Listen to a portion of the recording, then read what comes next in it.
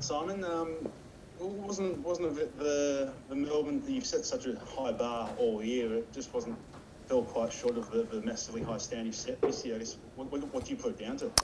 Yeah, we certainly didn't play the way that we'd like to play, and that's full credit to Collingwood. I thought they were outstanding. They played a great game, and they were better than us in a lot of areas, especially the areas that we really value. We had more supply, but we were really poor executing forward to centre, which gave them great looks, with the ball in hand. So, they certainly played the game and set the game up better than what we did. I don't know if you saw it this way, but your pressure seemed to not be where it usually is. I think only 44 tackles late. Doesn't seem like a very Melbourne type performance. What do you sort of put that down to? Is there anything you can sort of... Yeah, it's a bit on the back of what I just spoke about. They had 125 marks, uncontested marks, and they had 12 intercept marks in our forward 50. So once they get an intercept mark, that starts their chain of possession, and for us, our inability to defend that at times made it look like an un-Melbourne game, and pressure factor would suffer on the back of that. And it's a combination of all those things that go into it that sum up where we were. So we have to tidy up what we do with our ball going in on entry. We need to compete better forward to centre, and we need to defend to a higher level to win games of footy. And Collingwood's form's been a lot better than what people think. Their last 3 weeks especially have been outstanding, and they've been building, and they perform really strongly today. I guess how much of the emotion of the Buckley's final game do you think played? A lot was made of it, and I'm sure throughout your long career as a player and coach, you've seen this happen many times before. Do you think that would have played a factor as well in Collingwood's performance? You'd have to ask Collingwood and Nathan that type of question. We certainly prepared and were ready for whatever Collingwood threw. We knew they were playing good footy. We understood the way they play, but we weren't able to execute. Whether that was their emotion, they were certainly tougher and harder in the scrimmages than what we were. So we take that away and look for it, but we want to play in those games. We want to play in games where there are emotion, where there is a big stage, and be able to perform under that. And today we didn't. So we'll go away, learn from that, understand what we need to do better, and certainly use the experience in the right way. Was the team a bit tired, Simon, overall, and has the bye now come at a good stage? Oh, look, after a result like that, I think the bye's coming at a pretty good time for us. We need to acknowledge where we sit. We've had a brilliant, first half of the season. We're 13 rounds in, we're 11-2, and we sit in a pretty healthy position. But as I've spoken to the players, we need to use this bye in the right way to refresh mentally, physically, and we need to make sure we find a way to improve in the back half of the year. And that's the challenge for every team. We're far from a finished product.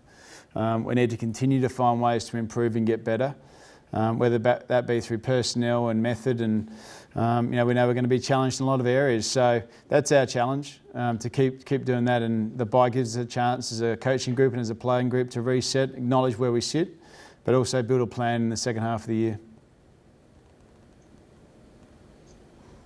It seemed to be one of the more scrappier games as well. Like there was just... The Collingwood count was just through the roof. Both teams, admittedly. Is it like I'm not too sure if there is a certain answer to it, but is it just one of those games, Simon? Like you just forget it and move on? Oh, look, you never forget about things. You always want to learn from them and understand them. But I think we learnt today that our ability to use the ball effectively is an area we need to get better at. It cost us defensively, it cost us on turnover, and they beat us in the stoppage game, and they also beat us in the turnover game. So. There weren't too many things to like in our game, but that was one area that I thought cost us dearly, was our ability to use the ball, especially inside 50. Yes, there were a few incidents throughout the game. I know that the sling tackling's been a real hot button issue in the game recently. There was one in particular with I think Braden Maynard on Hunt. Just as a pure footy person, are you sort of... Is it confusing as to what the players can and can't do? Even though I'm sure you guys educate them, but even still, is it still hard to... I think it's pretty clear now for the players how they need to operate in that space. I didn't look too much into those incidents today, but I think our players and all players across the competition are really clear on what the rules state, from a tackle perspective, and it's just a matter of players executing that to a higher level. But, I didn't look too much into the incidents today. Any injuries, clean bill of health? Or? Clean bill of health again, which is handy for us, and we've also had some strong performances, in our training and scrimmage, stuff with our team. So that gives us some selection headaches, which is good. Jones, Melksham, Vandenberg, all, Jetta, all pushing for selection. So, that's healthy for us. Do you expect Viney back straight after the break, Simon? Yeah, he'll be ready. So we'll have 4 days off now, Tuesday to Friday. We'll have a pretty big training session on the Saturday, which will involve some match simulation internally, which will be great for us. And Viney will be a part of that. He's building really nicely. So whether he's right for the next game, we'll wait and see. But he's full steam ahead and progressing well. Thanks, Rudy. I guess just a comment on the big threes.